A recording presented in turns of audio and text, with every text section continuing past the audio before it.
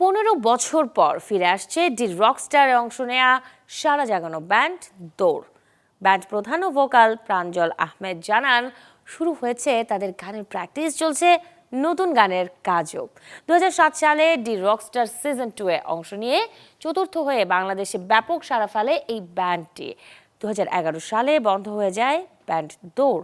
665টি band দলের অংশগ্রহণে D রকস্টারে চতুর্থ হয়ে 2007 সালে নিজেদের ব্যান্ড দৌড় নামেই প্রথম সলো অ্যালবাম বের করে জি সিরিজের ব্যানারে। অনেকগুলো ব্যান্ড মিক্সড অ্যালবাম এবং কনসার্টে শ্রোতাদের মন জয় করে ব্যান্ড দৌড়। 2011 সালে ব্যান্ডের সদস্যদের ব্যস্ততার কারণে কার্যক্রম বন্ধ হয়ে যায়। ব্যান্ডের দলনেতা প্রাঞ্জলের সিদ্ধান্তে আবারও শুরু হচ্ছে ব্যান্ডের কার্যক্রম। চ্যানেল 24-কে তিনি জানান, নতুন সদস্য নিয়ে আবারও শুরু করছি আমরা। খুব শিগগিরই নতুন গান পাবে দৌড়ের ভক্তরা। সেই সাথে আমরা আবারও কনসার্টে ফিরবো খুব দ্রুতই।